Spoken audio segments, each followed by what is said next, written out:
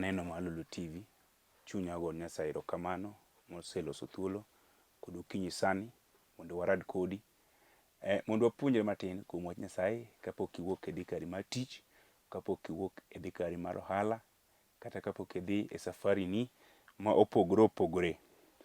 An ka kuom thuolo matin ma Nyasaye omiya, Janeno Malulu TV, mondo mi wawuo kodi mana kuom wach ma Nyasaye oseora kodo, mondo mi asom ndiko ma Nyasaye osemiya sani kod okinyi mondo mi wawuoye kodi, Janeno Malulu TV.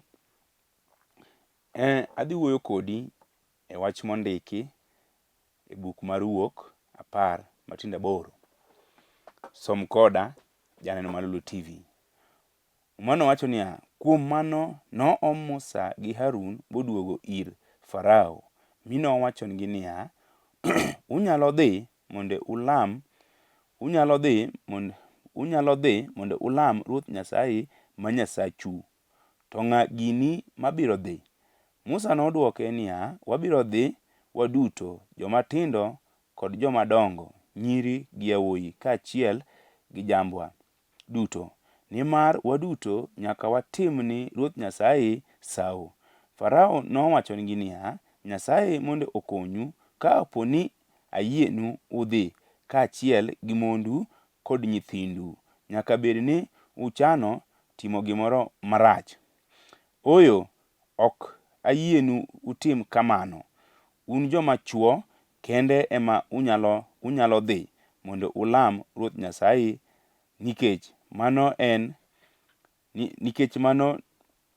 mondo ulam Ruoth Nyasaye, nikech mano ema nudwaro.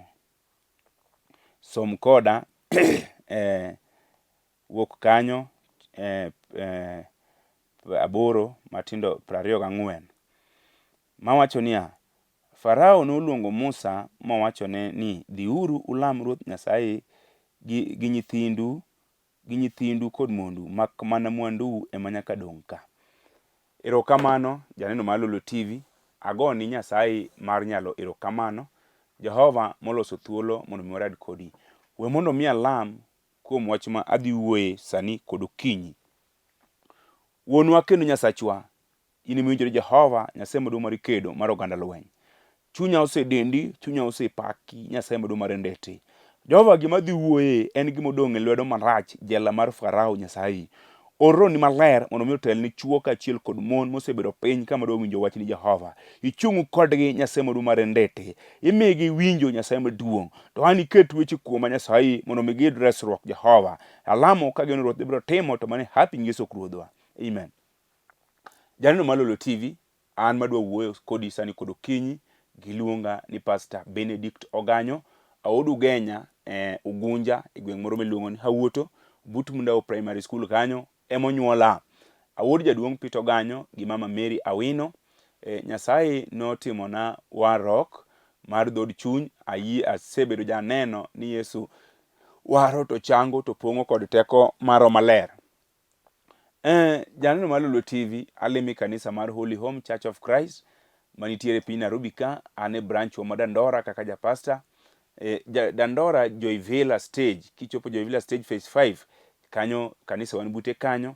Namba na nitiere piny kanyo, inyalo kawe nikech dopo kosa ano maya wang'a, bo asome araka mokiwinje.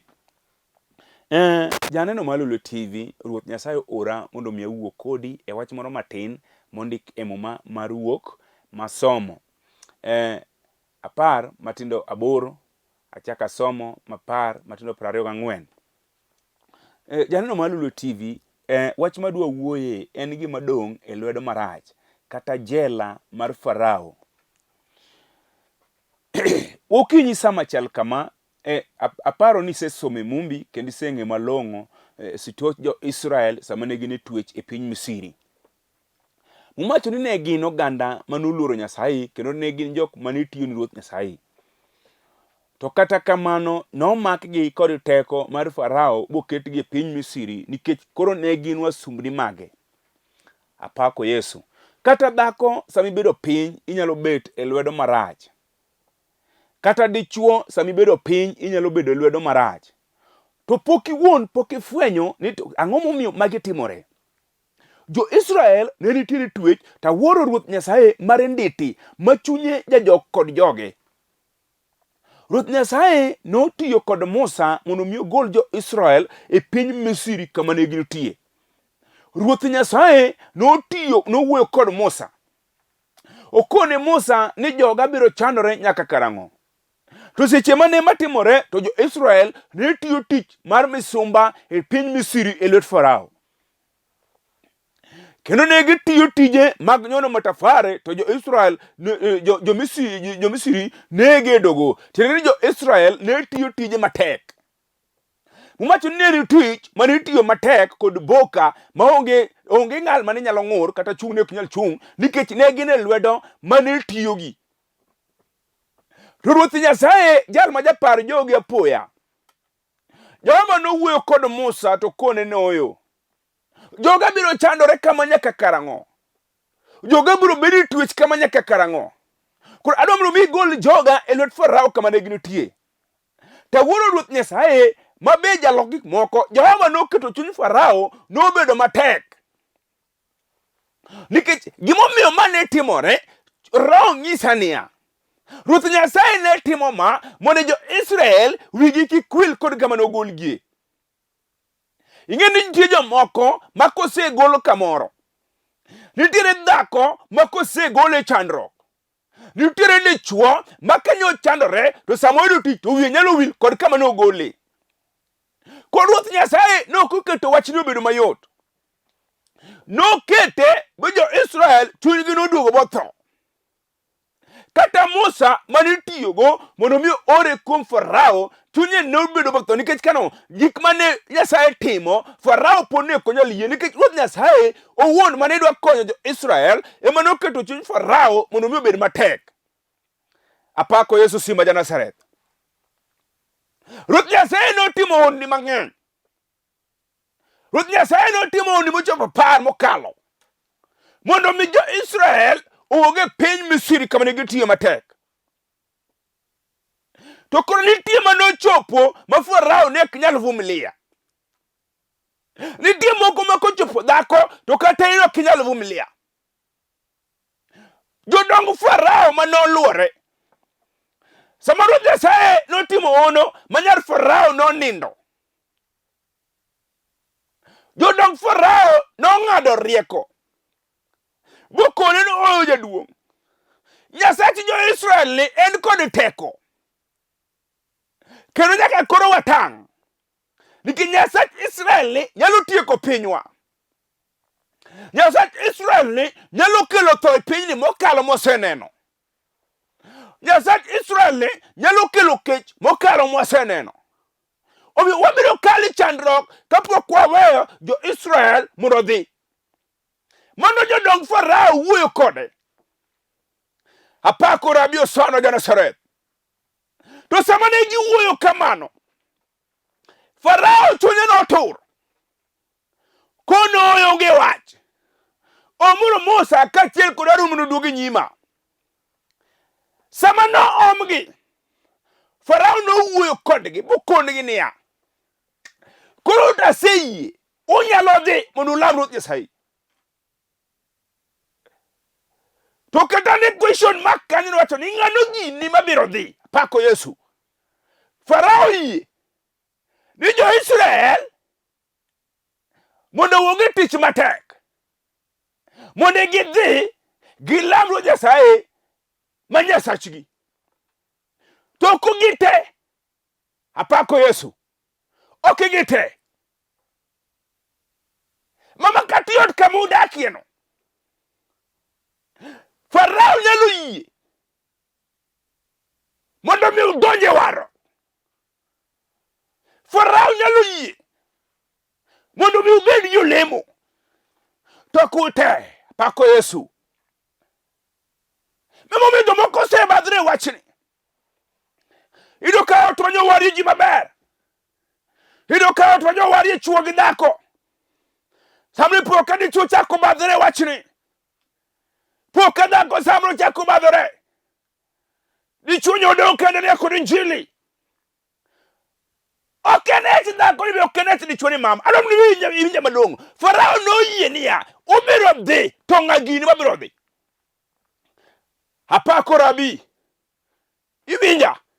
Ng'agini mabiro dhi. Farao penjo Musa kamano. Unyalo dhi aseyie. Nikech gik ma Ruoth Nyasaye timo osemona bedo kod kwe. Koro ubiro dhi mondo ulam Ruoth Nyasaye ma Nyasachu. To ng'ano gini mabiro dhi. Farao nokone Musa. Ng'agini mabiro dhi. Musa noduoke niya, wabiro dhi wate. Mondwa kod nyithindwa. Nyaka kod jambwa bende. Nikech kanyo ema nyaka watim ni Ruoth Nyasaye misango.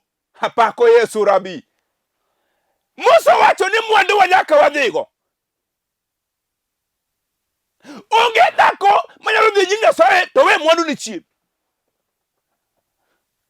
Onge dichuo manyalo lamo Nyasaye to mwandu ne odong' chien. Mano lamo Nyasaye more magweth onge. Nikech wach Nyasaye walamo to watiyone. Mano gima Musa nong'eyo malong'o. Alamo Nyasaye tatiyone kod mwanduna. To Musa penjore niya, to ka koro mwandu dong', jambu dong', wewe tim Nyasaye misango gang'o. Apako Yesu rabi sana ja Nazareth. Musa ramo ni wabiro dhi wate. Farao chunye tek. Owacho ni wasumni ok nyal golo. Nyaka we moko matiyo ka. Owacho ni Musa niya, ubiro dhi to joma chuo kende. Mondo ugo nyithindu to biro dong' kapod tiyo tij wasumni e piny Misri. To Musa ramo. Owacho ni jowa ok abi we piny Misri ka. Dhako kawuono wawuok kodi. Samoro no iyudo dichuo malong'o buchako dak. Kendo kata Karus notim kek nochami. Kendo sama ne wacho nabiro yie dag e dhier kata chandruok. Kata bende mor kata ber tabiro dak. To gima ne ok ing'eyo niya, be Farao yieni mondo bi dag e chandruok kata mor. Gima ne ok ing'eyo niya, be Farao yieni mondo mi dag e lor kata dhier. Samoro Farao noyie mondo tim arus. Samoro Farao noyie mondo ter dhok dalau. Samoro Farao noyie mondo me nyuol mama. To kwe mar dhako kod dichuo to Farao nokawo bokano e sito e piny Misri. Apako Yesu. Samoro Farao noyie mondo me yud odi. Dhako samoro Farao noyie mondo me dichuo manyalo luongi ni chuo minyalo luongo ni chuori. To kwe mar dhako ma dhako nyalo bedogo. Kwe mar dichuo ma dichuo nyalo bedogo. Monyalo enjoy go dier ode. Mano to Farao nonyono botamore. Makana no tema ng'oto kunyal golo. Adwa wuoyo kod ng'ato. E gima winjo kodong' e lwet Farao. Adwa wuoyo kod dhako kata dichuo. E gima winjo kodong' e lwet Farao. Farao noyie mondo donjo warruok. Farao noyie mondo ubed jolemo. To gweth miyudo e Injili. Farao nyokawo bodong' go. Kata kodak e piny Nairobi. Kata kodak e piny dala. Kata dak mana Kisumu Mombasa. Ok inyalo enjoy life kaka jomoko. Nikech mwandu minyalo tiyogo. Farao nyodong' e piny Misri. Apako sana ja Nazareth. Jal man kod kifungu ja paradiso. Obiro muomo kata chuny Farao tek e lwanda. Be winjo dhako. Apako sana.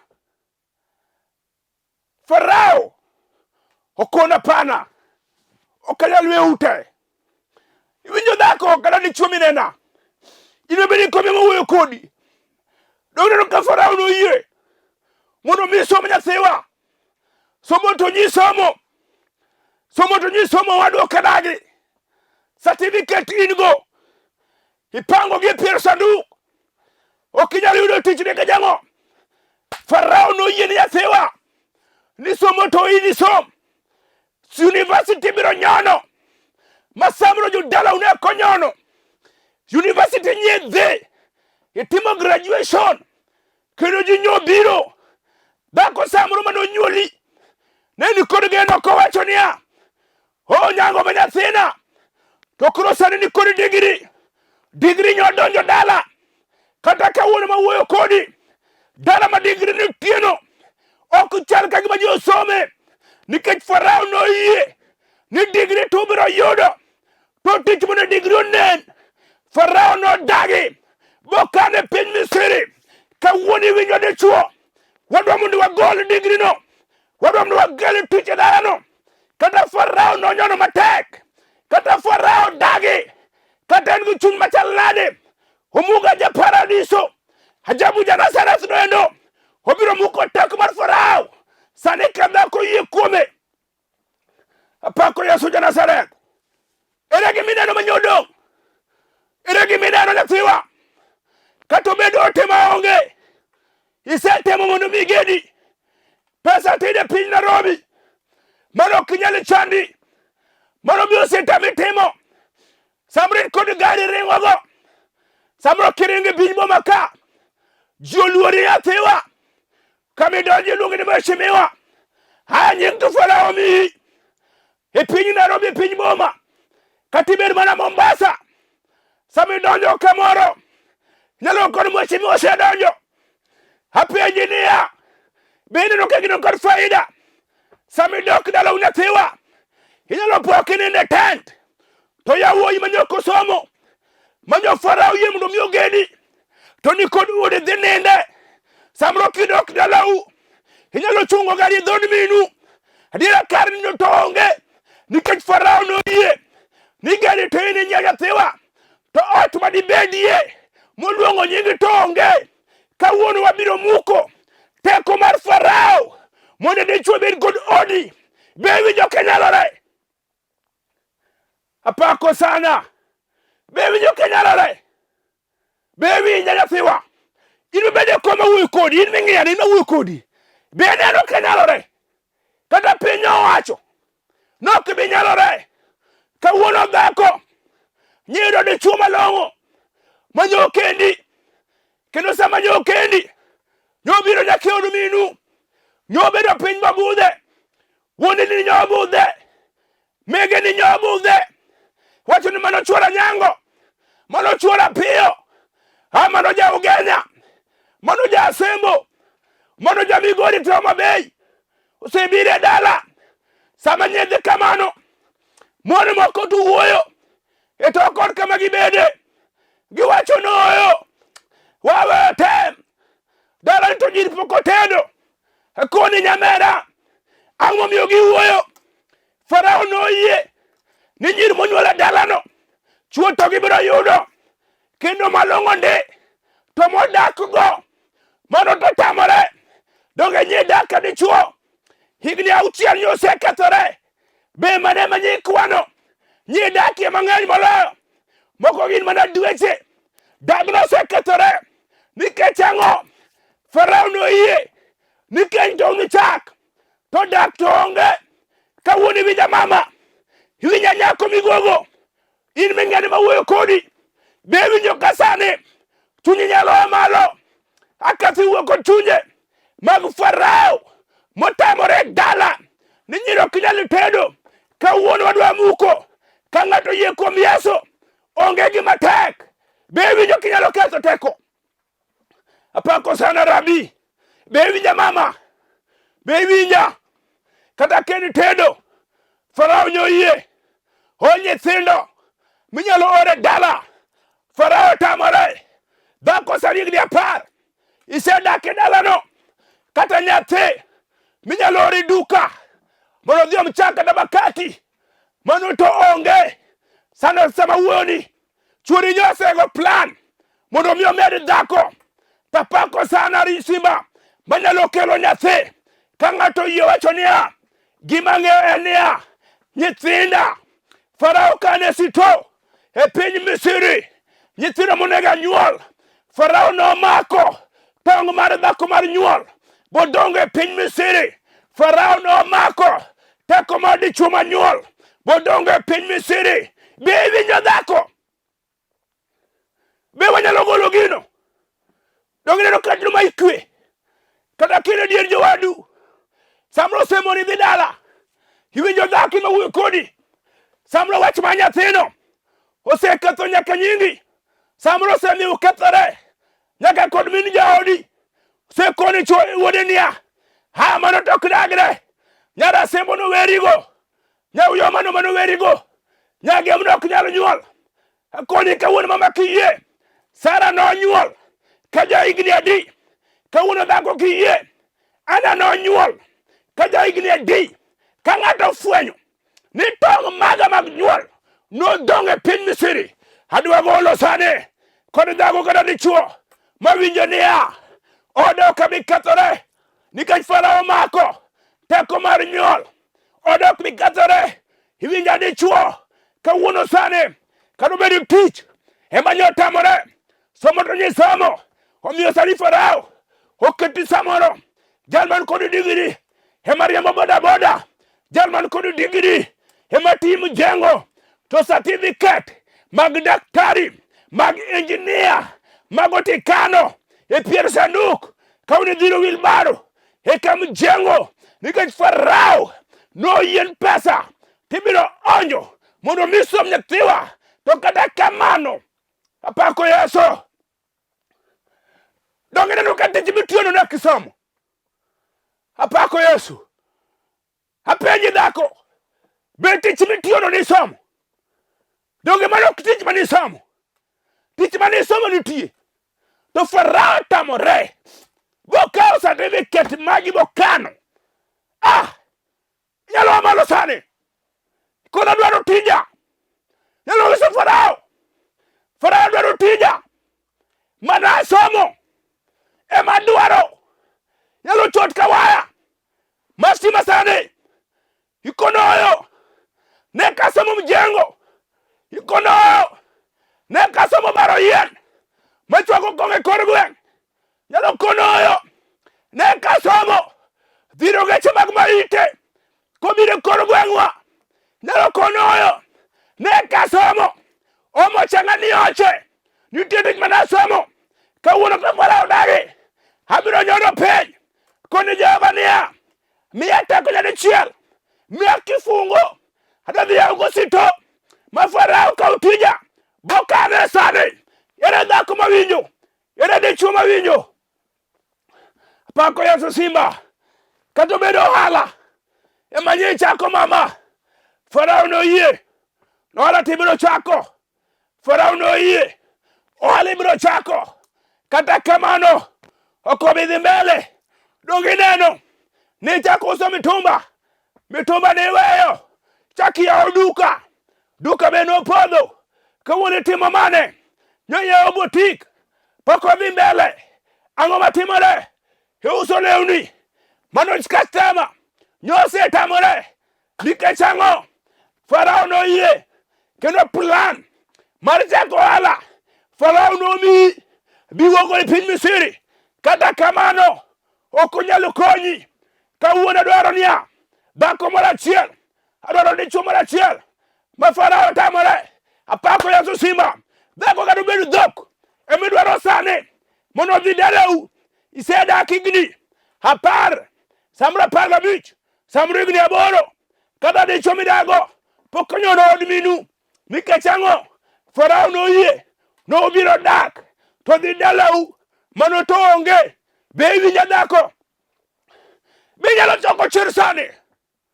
Be nyalo choko chir? Iwach ni chuora mano kenda nyaka nyono od mamawa. Kada Farao dagi abiro wuoyo kodo sana, abiro wuoyo kodo paradiso. An minja wuoyo kodi. Farao notamore e mwandu madalawa. Adiera Farao noyie nowetena kaachiel kod wuora ne nyalo yudo tich e piny boma ka. Kata kamano gima nidongo dala mano to ne onge. To nafwenyo niya ma chuny mar Farao oyie mondo tich to mondo giyudi to gima ber ma dichuo nyalo dongo mano to ne onge. Iwinja dichuo sani, in minena dhako Muma masomo 24 muma nowacho niya nochako luongo Farao Musa kendo kone nobiro dhi nyithindo nyalo dhi mondu nyalo dhi to mak mana mwandu kawuono dhako mwandu mar odi nyodong Misiri kawuono dichuo mwandu mar odi nyodong Misiri nyalo tiyo matek pesa rumo mani tuo nyalo tiyo matek pesa rumo mani liete nikech Farao nomako mwandu kawuono kakidak okenge monegidagie tich mitiyo mano kengima monegidagie adwaro dhako adwaro gada dichuo machunyo chot owacho ni kawuono katomed mwandu mar oda adwa golo elot Farao katobedo tija mana asomo adwaro golo elot Farao katobedo ohala mana achako adwaro golo elot Farao ere ng'ato awinjo simba japaradiso ajaburo ngema oselore ema ere ng'ato mawinjo nenega kanyo lamo Jehova gaga chonge pen kinyalo mulo TV mula TV kinyalo go chonge pen gago anyathiwa imibede koma wuyi kodi kinyalo go chonge pen gago ya wadwa awinjo simba awinjo japaradiso Bishop Laura Ludongo malo jatenda Peter Posola Chenga malo jatelo ere baswodo bonyo malo ere Charles Wod Kabonyo simba no selor odwa mako dichuo odwa chiwo kifungu obiro yao jela mar Farao kawuono gaga chonge peny wala mko ni Jehova awinjo Nyasaye marendete awinjo jabu maratego gaga chonge peny mama gaga chonge piny wadwa kinyalo mulo TV to mula mudo lam kodi simba eno kamano Nyasaye jogo maduong' marendete amalo ratego Nyasaye ne dhakone mohande nyodong elwet Farao ne dhakone makwe mar ode nyodong elwet Farao ne dichuogni matich manosomo nodong elwet Farao joga yawne sani mondo mi ratego aseluongi japaradiso Nyasaye keche wer keche Nyasaye igolo chuny matek mar Farao mondo dhakone mwandune mondo mi otini kodo nyime kalu mari Nyasaye mondo marendete igwedhra gi Nyasaye matuo mondo timna jatenda Pose Peter mondo chiega imna Bishop Laura Ludongo ka chiel kod yalote magoli Nyasaye matuo imna lavenda migosi Nyasaye ka chiel go meche Nyasaye mano min ken Nyasaye ka gin kirijo kod Nyasaye gin loch mar nyalo mago ja neno magira tego imna gineni Nyasaye ero kamano Jehova imna sudu malolwe gin loch kod nyalo lamo ka gin bro timo to mane happy ngiso krudwa ero kamano janeno malolo TV an mana wuoyo kode giluongan Pastor Benedict Oganyo audu Genya Ugunja gweng'ulongo na wuoto Nyasaye no wara abedo janeno ni Yesu waro to chango to pongo koteko mar maler alemi kanisa mar Holy Home Church of Christ manitiere branch Madandora Joy Villa Stage kichopo Joy Villa Stage phase 5 kanisa wan bute kanyo go namba maringo kani ibro yuda awinjo karo maler ngisa monda konji ariyo kata de kaw namba ni mondi gona mondo mi warad kodi gima Farao makono wabiro golo e nying Yesu Janazareth Nyasaye mondo mi ogwedh na ahinya janeno mag Lolo TV Nyasaye mondo mi ogwedh ahinya ung'eny mo kanyal taju ute Nyasaye mondo mi ogwedh na ahinya Lavenda Migose osiepa Nyasaye mondo mi ogwedh ahinya ka achiel kod Omejo min Ken Nyasaye mondo mi ogwedh ahinya mano nyanya kach gineno Lolwe TV seche te Nyasaye mondo mi ogwedh ahinya Nyasaye mondo mi ogwedhna Eriko Umodero mano wod ko chia ka achiel kod ja ode ma Vivian ka gin Dandora Sharp Corner ongisan sa paka achiel gnus osechungori telo lwe Nyasaye mondo mi ogwedh ahinya Nyasaye mondo mi umna Josephina Sumbi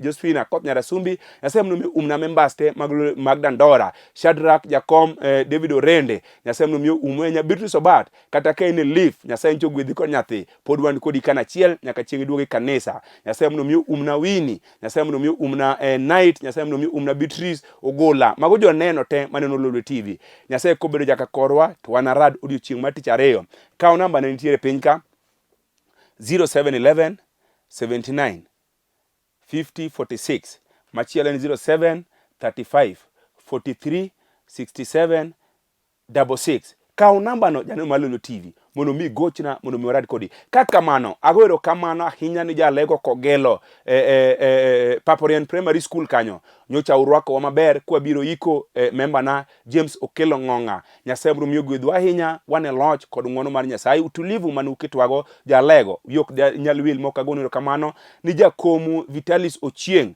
mano mag familia mar Ochiel. Nyasaye biro miyo gwedhu ahinya wane loch kod ng'wono mar Nyasaye.